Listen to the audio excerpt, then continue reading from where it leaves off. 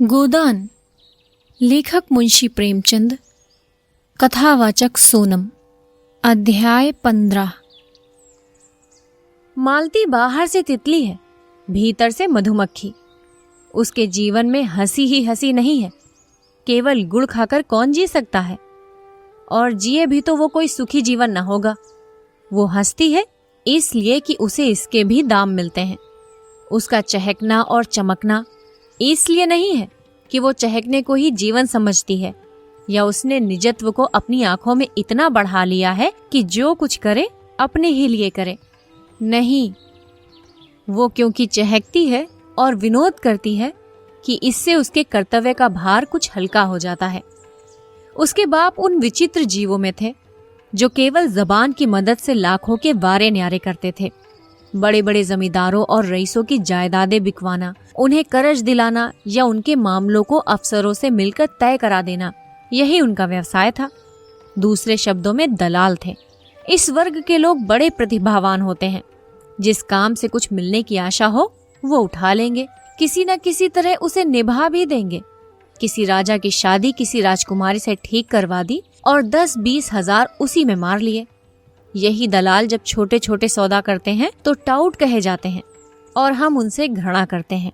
बड़े बड़े काम करके वही टाउट राजाओं के साथ शिकार खेलते हैं और गवर्नरों की मेज पर चाय पीते हैं। मिस्टर कॉल उन्हीं भाग्यवानों में से थे। उनके 3 लड़कियां ही लड़कियां थीं। उनका विचार था कि तीनों को इंग्लैंड भेजकर शिक्षा के शिखर पर पहुंचा दें। अन्य बहुत से बड़े आदमियों की तरह उनका भी ख्याल था कि इंग्लैंड में शिक्षा पाकर आदमी कुछ और हो जाता है। शायद वहाँ की जलवायु में बुद्धि को तेज कर देने की कोई शक्ति है, मगर उनकी ये कामना 1/3 से ज्यादा पूरी ना हुई। मालती इंग्लैंड में ही थी कि उन पर फालिज गिरा और बेकाम कर गया। अब बड़ी मुश्किल से 2 आदमियों के सहारे उठते बैठते थे। जबान तो बिल्कुल ही बंद हो गई थी, और जब जबान ही बंद हो गई तो आमदनी भी बंद हो गई। जो कुछ थी जबान ही की कमाई थी, कुछ बचा रखने की उनकी आदत न थी। अनियमित आय थी और अनियमित खर्च था, इसलिए इधर कई साल से बहुत तंगहाल हो रहे थे। सारा दायित्व मालती पर आ पड़ा। मालती के 400-500 रुपए में वो भोग विलास और ठाट बाट तो क्या निभता। हाँ, इतना था कि दोनों लड़कियों की शिक्षा होती जाती थी और भले मानसों की तरह जिंदगी बसर होती थी। मालती सुबह से पहर रात तक दौड़ती रहती थी। चाहती थी कि पिता सात्विकता के साथ रहें, लेकिन पिताजी को शराब कबाब का ऐसा चस्का पड़ा था कि किसी तरह गला न छोड़ता था। कहीं से कुछ न मिलता तो एक महाजन से अपने बंगले पर प्रोनोट लिखकर 1000-2000 ले लेते थे। महाजन उनका पुराना मित्र था, जिसने उनकी बदौलत लेन देन में लाखों कमाए थे और मुरव्वत के मारे कुछ बोलता न था। उसके 25,000 रुपए चढ़ चुके थे और जब चाहता कुर्की करा सकता था, मगर मित्रता की लाज निभाता जाता था। आत्मसेवियों में जो निर्लज्जता आ जाती है वो कॉल में भी थी। तकाजे हुआ करे उन्हें परवाह न थी। मालती उनके अपव्यय पर झुंझलाती रहती थी, लेकिन उसकी माता जो साक्षात देवी थी इस युग में भी पति की सेवा को नारी जीवन का मुख्य हेतु समझती थी और उसे समझाती रहती थी। इसलिए गृह युद्ध न होने पाता था। संध्या हो गई थी।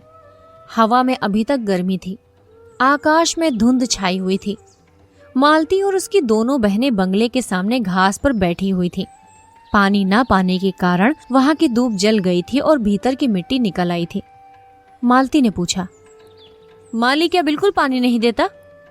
मंझली बहन सरोज ने कहा, पड़ा पड़ा सोया करता है सुअर, जब कहो तो 20 बहाने निकालने लगता है। सरोज बीए में पढ़ती थी। दुबली सी, लंबी, पीली, रूखी, कटु। उसे किसी की कोई बात पसंद न आती थी। हमेशा ऐब निकालती रहती थी। डॉक्टरों की सलाह थी कि वो कोई परिश्रम ना करे और पहाड़ पर रहे, लेकिन घर की स्थिति ऐसी न थी कि उसे पहाड़ पर भेजा जा सकता। सबसे छोटी वरदा को सरोज से इसलिए द्वेष था कि सारा घर सरोज को हाथों हाथ लिए रहता था। वो चाहती थी जिस बीमारी में इतना स्वाद है वो उसे ही क्यों नहीं हो जाती। गोरी सी, गर्वशील, स्वस्थ, चंचल आंखों वाली बालिका थी, जिसके मुख पर प्रतिभा की झलक थी। सरोज के सिवा उसे सारे संसार से सहानुभूति थी। सरोज के कथन का विरोध करना उसका स्वभाव था। बोली, दिन भर दादाजी बाजार भेजते रहते हैं, फुर्सत ही कहाँ पाता है, मरने को छुट्टी तो मिलती नहीं, पड़ा पड़ा सोएगा। सरोज ने डांटा। दादाजी उसे कब बाजार भेजते हैं री, झूठी कहीं की। रोज भेजते हैं रोज, अभी तो आज ही भेजा था, कहो तो बुलाकर पूछवा दूं। पूछवाएगी, बुलाऊं? मालती डरी, दोनों गुथ जाएंगी तो बैठना मुश्किल कर देंगी। बात बदल कर बोली, अच्छा खैर होगा, आज डॉक्टर मेहता का तुम्हारे यहाँ भाषण हुआ था सरोज। सरोज ने नाक सिकोड़कर कहा, हाँ हुआ तो था, लेकिन किसी ने पसंद नहीं किया। आप फरमाने लगे संसार में स्त्रियों का क्षेत्र पुरुषों से बिल्कुल अलग है, स्त्रियों का पुरुषों के क्षेत्र में आना इस युग का कलंक है। सब लड़कियों ने तालियां और सीटियां बजानी शुरू की, बेचारे लज्जित होकर बैठ गए। कुछ अजीब से आदमी मालूम होते हैं। आपने यहाँ तक कह डाला कि प्रेम केवल कवियों की कल्पना है, वास्तविक जीवन में इसका कहीं निशान नहीं। लेडी हुक्कू ने उनका खूब मजाक उड़ाया। मालती ने कटाक्ष किया, लेडी हुक्कू ने? इस विषय में वो भी कुछ बोलने का साहस रखती है? तुम्हें डॉक्टर साहब का भाषण आदि से अंत तक सुनना चाहिए था। उन्होंने दिल में लड़कियों को क्या समझा होगा? पूरा भाषण सुनने का सब्र किसे था? वो तो जैसे घाव पर नमक छिड़कते थे। फिर उन्हें बुलाया ही क्यों? आखिर उन्हें औरतों से कोई वैर तो है नहीं। जिस बात को हम सत्य समझते हैं उसी का तो प्रचार करते हैं। औरतों को खुश करने के लिए वो उनकी सी कहने वालों में से नहीं है। और फिर अभी ये कौन जानता है कि स्त्रियां जिस रास्ते पर चलना चाहती हैं वही सत्य है। बहुत संभव है आगे चलकर हमें अपनी धारणा बदलनी पड़े। उसने फ्रांस, जर्मनी और इटली की महिलाओं के जीवन आदर्श बतलाए और कहा, शीघ्र ही विमेंस लीग की ओर से मेहता का भाषण होने वाला है। सरोज को कुतूहल हुआ, मगर आप भी तो कहती हैं कि स्त्रियों और पुरुषों के अधिकार समान होने चाहिए। अब भी कहती हूं, लेकिन दूसरे पक्ष वाले क्या कहते हैं ये भी तो सुनना चाहिए।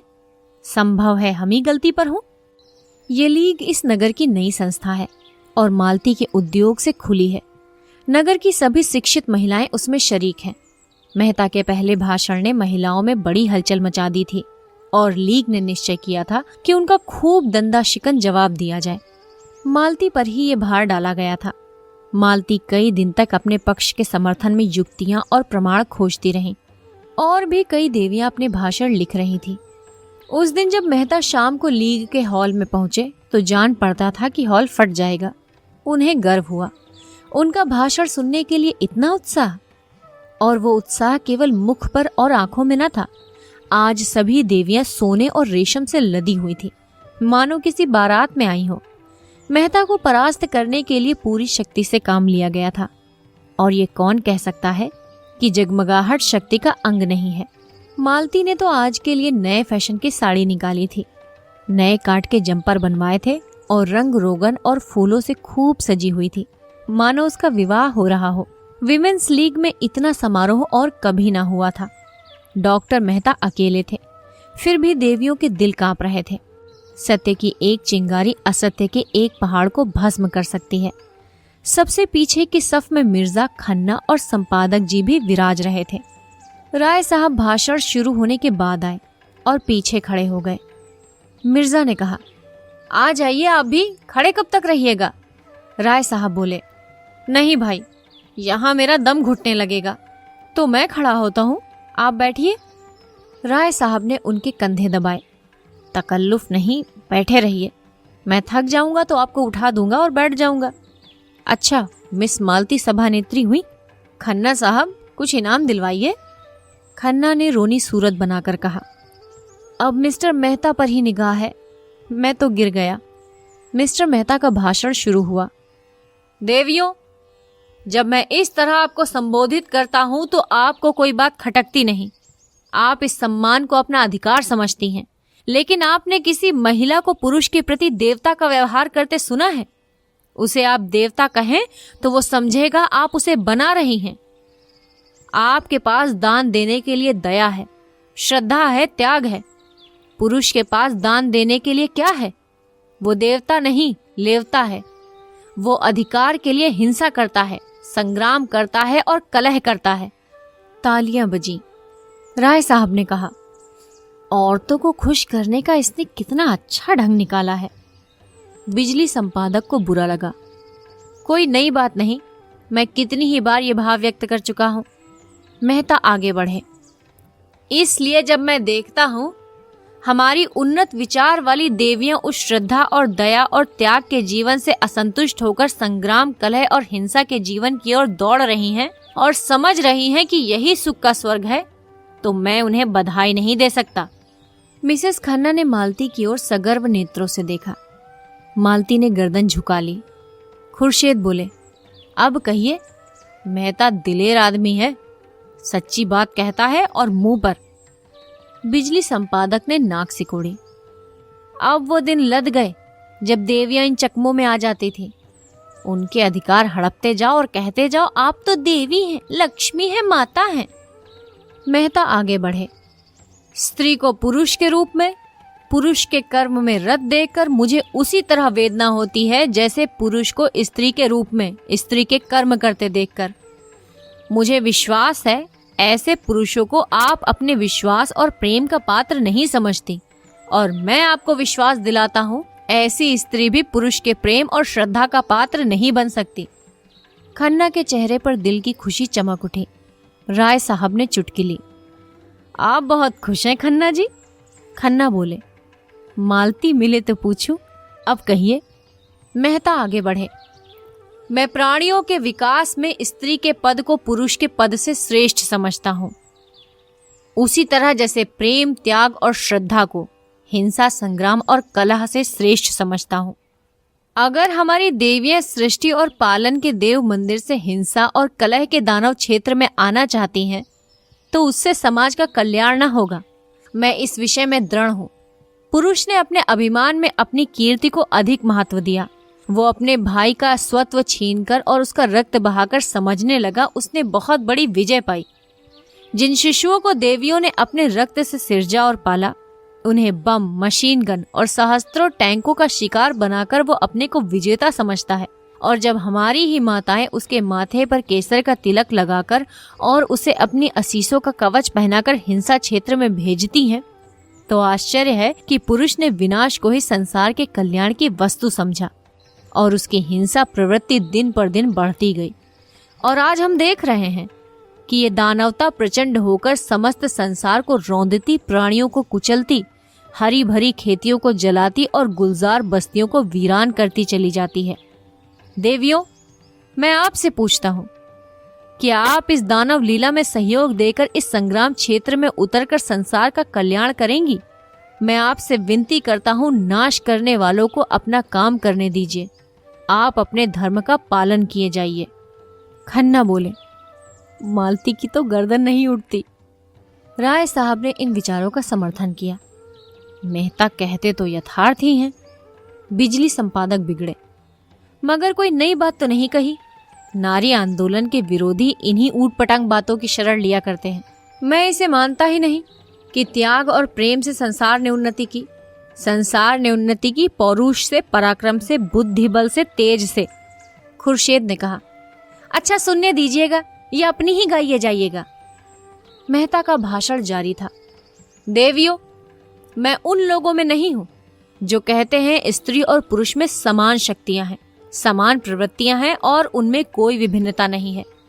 इससे भयंकर असत्य की मैं कल्पना नहीं कर सकता। ये वो असत्य है जो युग युगांतरों से संचित अनुभव को उसी तरह ढक लेना चाहता है जैसे बादल का एक टुकड़ा सूर्य को ढक लेना चाहता हो।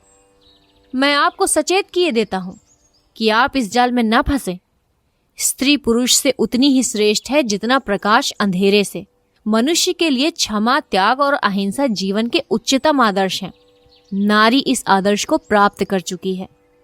पुरुष धर्म और आध्यात्म और ऋषियों का आश्रय लेकर उस लक्ष्य पर पहुंचने के लिए सदियों से जोर मार रहा है, पर सफल नहीं हो सका। मैं कहता हूं उसका सारा आध्यात्म और योग एक तरफ और नारियों का त्याग एक तरफ। तालियां बज उठी, हॉल हिल उठा। राय साहब ने गदगद होकर कहा, मेहता वही कहते हैं जो इनके दिल में है। ओमकारनाथ ने टीका की, लेकिन बातें सभी पुरानी हैं, सड़ी हुई। पुरानी बात भी आत्मबल के साथ कही जाती है तो नई हो जाती है।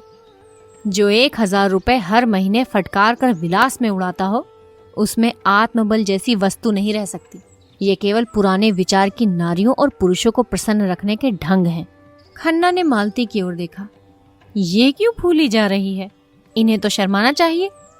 खुर्शीद ने खन्ना को उकसाया। अब तुम भी एक तकरीर कर डालो खन्ना, नहीं तो मेहता तुम्हें उखाड़ फेंकेंगे। आधा मैदान तो उसने अभी से मार लिया है। खन्ना खिसिया कर बोले, मेरी ना कहिए, मैंने ऐसी कितनी ही चिड़िया फंसाकर छोड़ दी हैं। राय साहब ने खुर्शीद की तरफ आंख मारकर कहा, आजकल आप महिला समाज की तरफ आते जाते हैं। सच कहना, कितना चंदा दिया? खन्ना पर झेप छा गई। मैं ऐसे समाजों को चंदे नहीं दिया करता जो कला का ढोंग रचकर दुराचार फैलाते हैं। मेहता का भाषण जारी रहा। पुरुष कहता है, जितने दार्शनिक और वैज्ञानिक आविष्कारक हुए हैं वो सब पुरुष थे। जितने बड़े बड़े महात्मा हुए हैं वो भी सब पुरुष थे। सभी योद्धा, सभी राजनीति के आचार्य, बड़े बड़े नाविक, बड़े बड़े सब कुछ पुरुष थे।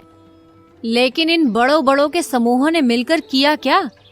महात्माओं और धर्म प्रवर्तकों ने संसार में रक्त की नदियां बहाने और वैमनस्य की आग भड़काने के सिवा और क्या किया? योद्धाओं ने भाइयों की गर्दन काटने के सिवा और क्या यादगार छोड़ी?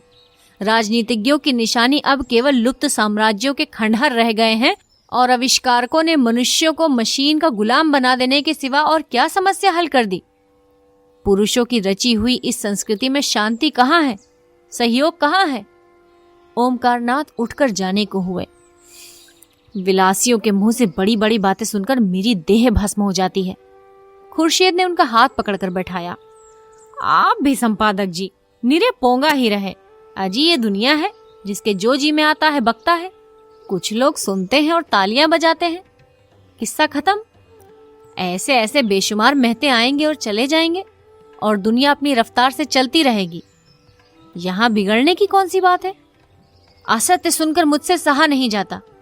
राय साहब ने उन्हें और चिढ़ाया। उल्टा के मुंह से सतियों की सी बातें सुनकर किसका जीना जलेगा? ओमकारनाथ फिर बैठ गए। मेहता का भाषण जारी था। मैं आपसे पूछता हूँ, क्या बाज को चिड़ियों का शिकार करते देखकर हंस को ये शोभा देगा कि वो मानसरोवर की आनंदमयी शांति को छोड़कर चिड़ियों का शिकार करने लगे? और अगर वो शिकारी बन जाए तो आप उसे बधाई देंगी? हंस के पास उतनी तेज चोंच नहीं, उतने तेज चंगुल नहीं, उतनी तेज आंखें नहीं, उतने तेज पंख नहीं और उतनी तेज रक्त की प्यास नहीं। उन अस्त्रों का संचय करने में उसे सदियां लग जाएंगी। फिर भी वो बाज बन सकेगा या नहीं, इसमें संदेह है। मगर बाज बने या ना बने, वो हंस ना रहेगा, वो हंस जो मोती चुगता है। खुर्शीद ने टीका की, ये तो शायरों की सी दलीलें हैं। बाज भी उसी तरह शिकार करती है जैसे नर बाज। ओमकारनाथ प्रसन्न हो गए। उस पर आप फिलोसोफर बनते हैं, इसी तर्क के बल पर। खन्ना ने दिल का गुबार निकाला। फिलोसोफर की दुम है। फिलोसोफर वो है जो, ओमकारनाथ ने बात पूरी की, जो सत्य से जौ भर भी ना टले। खन्ना को ये समस्या पूर्ति रुचि नहीं। मैं सत्यवत नहीं जानता, मैं तो फिलोसोफर उसे कहता हूँ जो फिलोसोफर हो, सच्चा। खुर्शीद ने दाद दी। फिलोसोफर की आपने कितनी सच्ची तारीफ की है। वाह, सुभान अल्लाह। फिलोसोफर वो है जो फिलोसोफर हो। क्यों ना हो। मेहता आगे चले। मैं नहीं कहता देवियों को विद्या की जरूरत नहीं है और पुरुषों से अधिक। मैं नहीं कहता देवियों को शक्ति की जरूरत नहीं है और पुरुषों से अधिक। लेकिन वो विद्या और शक्ति नहीं जिससे पुरुष ने संसार को हिंसा का क्षेत्र बना डाला है। अगर वही विद्या और वही शक्ति आप भी ले लेंगी तो संसार मरुस्थल हो जाएगा। आपकी विद्या और आपका अधिकार हिंसा और विध्वंस में नहीं, सृष्टि और पालन में है। आप क्या समझती हैं, वोटों से मानव जाति का उद्धार होगा या दफ्तरों में और अदालतों में जबान और कलम चलाने से? इन नकली अप्राकृतिक विनाशकारी अधिकारों के लिए आप वो अधिकार छोड़ देना चाहती हैं जो आपको प्रकृति ने दिए हैं। सरोज अब तक बड़ी बहन के अदब से जब्त किए बैठी थी। अब न रहा गया, पुकार उठी, हमें वोट चाहिए पुरुषों के बराबर। और कई युवतियों ने हाक लगाई, vote vote vote vote. Omkarnath ने खड़े होकर ऊंचे स्वर से कहा, नारी जाति के विरोधियों की पगड़ी नीची हो। मालती ने मेज पर हाथ पटक कर कहा, शांत रहो। जो लोग पक्ष या विपक्ष में कुछ कहना चाहेंगे उन्हें पूरा अवसर दिया जाएगा। मेहता बोल उठे, वोट नए युग का मायाजाल है, मरीचिका है, कलंक है, धोखा है। उसके चक्कर में पड़कर आप ना इधर की होंगी ना उधर की। कौन कहता है कि आपका क्षेत्र संकुचित है और उसमें आपको अभिव्यक्ति का अवकाश नहीं मिलता? हम सभी पहले मनुष्य हैं, पीछे और कुछ। हमारा जीवन हमारा घर है, वहीं हमारी सृष्टि होती है, वहीं हमारा पालन होता है, वहीं जीवन के सारे व्यापार होते हैं। अगर वो क्षेत्र परिमित है तो अपरिमित कौन सा क्षेत्र है? क्या वो संघर्ष जहाँ संगठित अपहरण है? जिस कारखाने में मनुष्य और उसका भाग्य बनता है, उसे छोड़कर आप उन कारखानों में जाना चाहती हैं जहाँ मनुष्य पीसा जाता है, जहाँ उसका रक्त निकाला जाता है? मिर्जा ने टोका, पुरुषों के जुल्म ने ही तो उनमें बगावत की ये स्पिरिट पैदा की है। मेहता बोले, बेशक पुरुषों ने अन्याय किया है, लेकिन उसका ये जवाब नहीं है। अन्याय को मिटाइए, लेकिन अपने को मिटाकर नहीं। मालती बोली, नारियां इसलिए अधिकार चाहती हैं कि उनका सदुपयोग करें और पुरुषों को उनका दुरुपयोग करने से रोकें। मेहता ने उत्तर दिया, संसार में सबसे बड़े अधिकार सेवा और त्याग से मिलते हैं और वो आपको मिले हुए हैं। उन अधिकारों के सामने वोट कोई चीज नहीं। मुझे खेद है, हमारी बहनें पश्चिम का आदर्श ले रही हैं, जहां नारी ने अपना पद खो दिया है और स्वामिनी से गिरकर विलास की वस्तु बन गई है। पश्चिम की स्त्री स्वच्छंद होना चाहती है, इसलिए कि वो अधिक से अधिक विलास कर सके। हमारी माताओं का आदर्श कभी विलास नहीं रहा। उन्होंने केवल सेवा के अधिकार से सदैव गृहस्थी का संचालन किया है। पश्चिम में जो चीजें अच्छी हैं वो उनसे लीजिए। संस्कृति में सदैव आदान प्रदान होता आया है, लेकिन अंधी नकल तो मानसिक दुर्बलता का ही लक्षण है। पश्चिम की स्त्री आज गृह स्वामिनी नहीं रहना चाहती। भोग की विदग्ध लालसा ने उसे उच्छृंखल बना दिया है। वो अपनी लज्जा और गरिमा को, जो उसकी सबसे बड़ी विभूति थी, चंचलता और आमोद प्रमोद पर होम कर रही है। जब मैं वहां की सुशिक्षित बालिकाओं को अपने रूप का या भरी हुई गोल बाहों या अपनी नग्नता का प्रदर्शन करते देखता हूँ तो मुझे उन पर दया आती है। उनकी लालसाओं ने उन्हें इतना पराभूत कर दिया है कि वे अपनी लज्जा की भी रक्षा नहीं कर सकती। नारी की इससे अधिक और क्या अधोगति हो सकती है? राय साहब ने ताली बजाई। हॉल तालियों से गूंज उठा, जैसे पटाखों की टिट्टियां छूट रही हों। मिर्जा साहब ने संपादक जी से कहा, इसका जवाब तो आपके पास भी ना होगा। संपादक जी ने विरक्त मन से कहा, सारे व्याख्यान में इन्होंने यही एक बात सत्य कही है। तब तो आप भी मेहता के मुरीद हुए? जी नहीं, अपने लोग किसी के मुरीद नहीं होते। मैं इसका जवाब ढूंढ निकालूंगा। बिजली में देखिएगा। इसका मतलब आप हक की तलाश नहीं करते, सिर्फ अपने पक्ष के लिए लड़ना चाहते हैं। राय साहब ने आड़े हाथों लिया। इसी पर आपको अपने सत्य प्रेम का अभिमान है? संपादक जी अविचल रहे। वकील का काम अपने मुवक्किल का हित देखना है, सत्य या असत्य का निराकरण नहीं। तो यो कहिए कि आप औरतों के वकील हैं। मैं उन सभी लोगों का वकील हूं जो निर्बल और निस्सहाय हैं, पीड़ित हैं। बड़े बेहया हो यार, मेहता जी कह रहे थे। और ये पुरुषों का षड्यंत्र है, देवियों को ऊंचे शिखर से खींचकर अपने बराबर बनाने के लिए।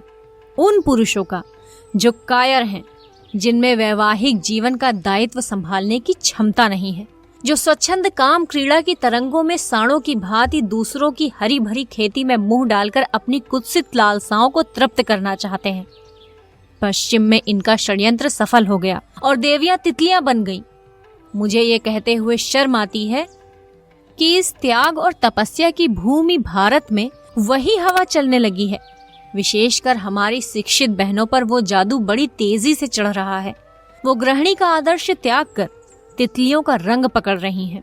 सरोज उत्तेजित होकर बोली, हम पुरुषों से सलाह नहीं मांगती। अगर वो अपने बारे में स्वतंत्र हैं तो स्त्रियां भी अपने विषय में स्वतंत्र हैं। युवतियां अब विवाह को पेशा नहीं बनाना चाहती, वो केवल प्रेम के आधार पर विवाह करेंगी। जोर से तालियां बज उठी, विशेषकर अगली पंक्तियों में जहां महिलाएं थीं। मेहता ने जवाब दिया, जिसे तुम प्रेम कहती हो वो धोखा है, उद्दीप्त लालसा का विकृत रूप, उसी तरह जैसे सन्यास केवल भीख मांगने का संस्कृत रूप है।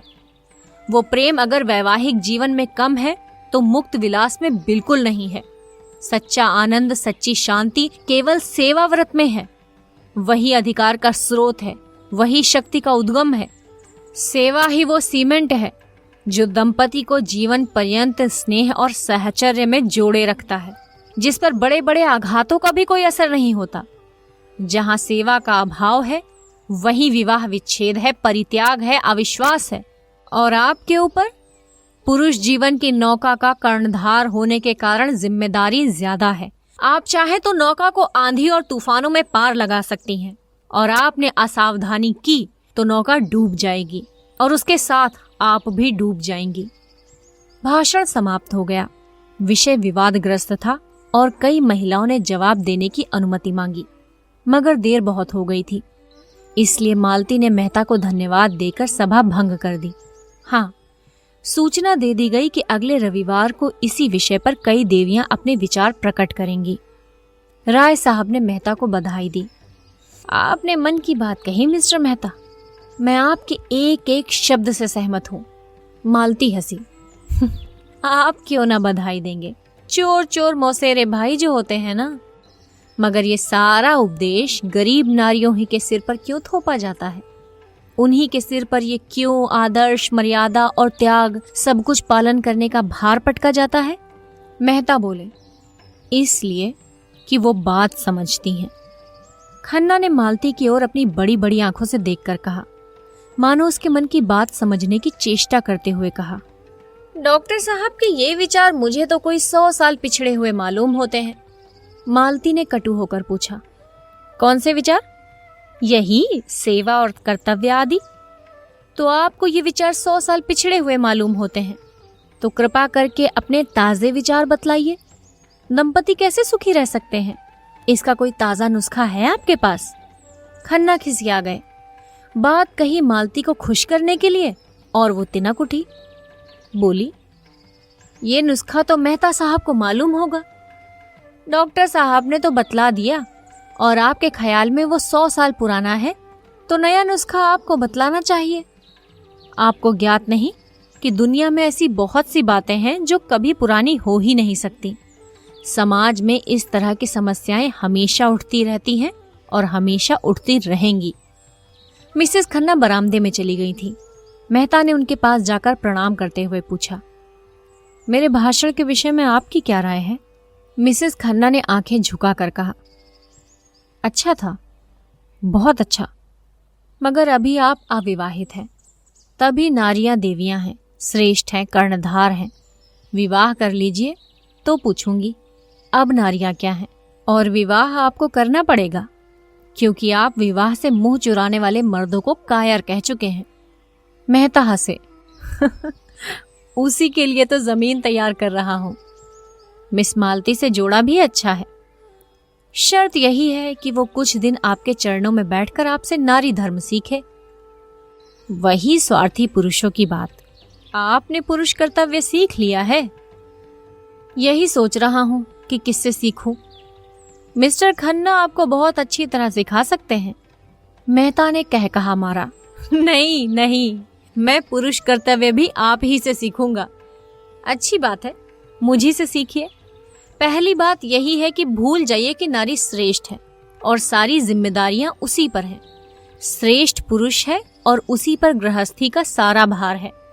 नारी में सेवा, संयम और कर्तव्य सब कुछ वही पैदा कर सकता है। अगर उसमें इन बातों का अभाव है तो नारी में भी अभाव रहेगा। नारियों में आज जो ये विद्रोह है, इसका कारण पुरुष का इन गुणों से शून्य हो जाना है। मिर्जा साहब ने आकर मेहता को गोद में उठा लिया और बोले, मुबारक मुबारक। मेहता ने प्रश्न की आंखों से देखा, आपको मेरी ताकीद पसंद आई? तकरीर तो खैर जैसी थी वैसी थी, मगर कामयाब खूब रही। आपने परी को शीशे में उतार लिया। अपनी तकदीर सराहिए कि जिसने आज तक किसी को मुंह नहीं लगाया वो आपका कलमा पढ़ रही है। मिसेस खन्ना दबी जबान से बोली, जब नशा ठहर जाए तो कहिए। मेहता ने विरक्त भाव से कहा, मेरे जैसे किताबी कीड़े को कौन औरत पसंद करेगी देवी जी, मैं तो पक्का आदर्शवादी हूँ। मिसेस खन्ना ने अपने पति को कार की तरफ जाते देखा तो उधर चली गईं। मिर्जा भी बाहर निकल गए। मेहता ने मंच पर से अपनी छड़ी उठाई और बाहर जाना चाहते थे कि मालती ने आकर उनका हाथ पकड़ लिया और आग्रह भरी आंखों से बोली, आप अभी नहीं जा सकते, चलिए पापा से आपकी मुलाकात कराऊं और आज वहीं खाना खाइए। मेहता ने कान पर हाथ रखकर कहा, नहीं, मुझे क्षमा कीजिए, वहां सरोज मेरी जान खाएगी, मैं इन लड़कियों से बहुत घबराता हूँ। नहीं नहीं, मैं जिम्मा लेती हूँ जो वो मुंह भी खोले। अच्छा आप चलिए, मैं थोड़ी देर में आऊँगा। जी नहीं, ये ना होगा, मेरी कार सरोज को लेकर चल दी है, आप मुझे पहुँचाने तो चलेंगे ही। दोनों मेहता की कार में बैठे। कार चली। एक क्षण के बाद मेहता ने पूछा, मैंने सुना है खन्ना साहब अपनी बीवी को मारा करते हैं। तब से मुझे इनकी सूरत से नफरत हो गई है। जो आदमी इतना निर्दयी हो उसे मैं आदमी नहीं समझता। उस पर आप नारी जाति के बड़े हितैषी बनते हैं। तुमने उन्हें कभी समझाया नहीं? मालती उद्विग्न होकर बोली, ताली हमेशा दो हाथों से बजती है, आप ये भूल जाते हैं। मैं तो ऐसे किसी कारण की कल्पना ही नहीं कर सकता कि कोई पुरुष अपनी स्त्री को मारे, चाहे स्त्री कितनी ही बदजबान हो। हाँ, कितनी ही। तो आप एक नए किस्म के आदमी हैं। अगर मर्द बदमिजाज है तो तुम्हारी राय में उस मर्द पर हंटरों की बौछार करनी चाहिए। क्यों? स्त्री जितनी क्षमाशील हो सकती है, पुरुष नहीं हो सकता। आपने खुद आज ये बात स्वीकार की है, तो औरत की क्षमाशीलता का यही पुरस्कार है। मैं समझता हूं तुम खन्ना को मुंह लगाकर उसे और भी शह देती हो। तुम्हारा वो जितना आदर करता है, तुमसे उसे जितनी भक्ति है, उसके बल पर तुम बड़ी आसानी से उसे सीधा कर सकती हो, मगर तुम उसकी सफाई देकर स्वयं उस अपराध में शरीक हो जाती हो। मालती उत्तेजित होकर बोली, तुमने इस समय ये प्रसंग व्यर्थ ही छेड़ दिया। मैं किसी की बुराई नहीं करना चाहती, मगर अभी आपने गोविंदी जी को पहचाना नहीं। आपने उनकी भोली भाली शांत मुद्रा देखकर समझ लिया वो देवी हैं। मैं उन्हें इतना ऊंचा स्थान नहीं देना चाहती। उन्होंने मुझे बदनाम करने का जितना प्रयत्न किया है, मुझ पर जैसे जैसे आघात किए हैं, वो बयां करूं तो आप दंग रह जाएंगे, और तब आपको मानना पड़ेगा कि ऐसी औरत के साथ यही व्यवहार होना चाहिए। आखिर उन्हें आपसे इतना द्वेष है, इसका कोई तो कारण होगा। कारण उनसे पूछिए। मुझे किसी के दिल का हाल क्या मालूम। उनसे बिना पूछे भी अनुमान किया जा सकता है, और वो ये है कि अगर कोई पुरुष मेरे और मेरी स्त्री के बीच में आने का साहस करे तो मैं उसे गोली मार दूं, और उसे न मार सकूंगा तो अपनी छाती में मार लूंगा।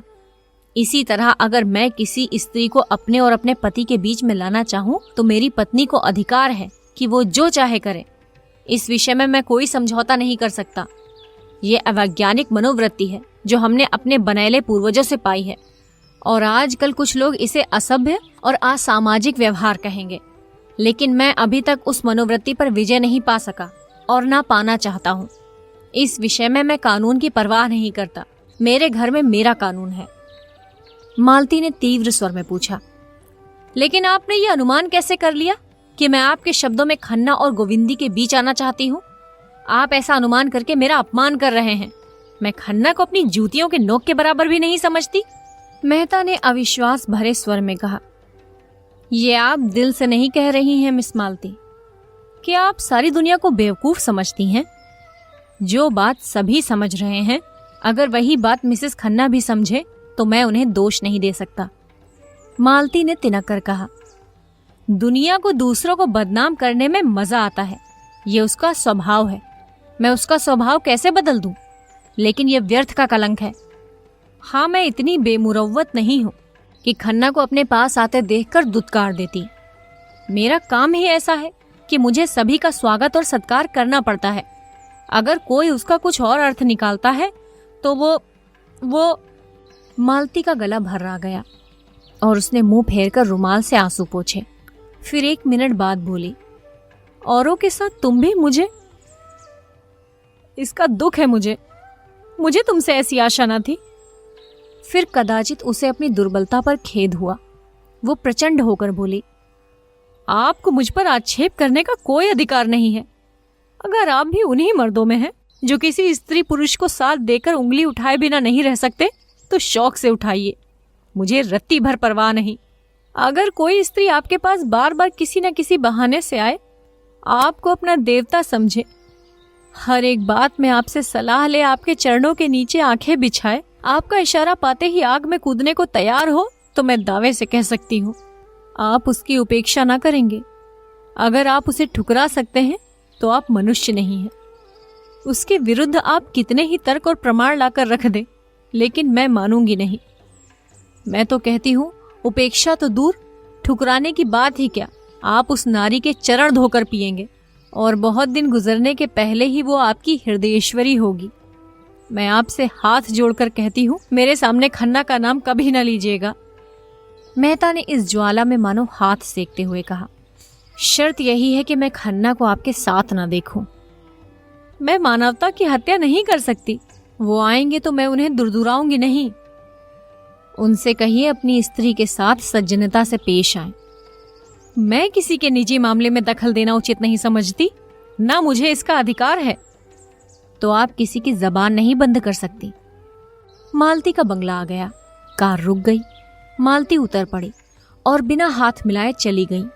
वो ये भी भूल गई कि उसने मेहता को भोजन की दावत दी है। वो एकांत में जाकर खूब रोना चाहती थी। गोविंदी ने पहले भी आघात किए हैं, पर आज उसने जो आघात किया है वो बहुत गहरा, बहुत बड़ा, चौड़ा और मर्मभेदी है। गोदान। लेखक मुंशी प्रेमचंद। कथावाचक सोनम। अध्याय 14।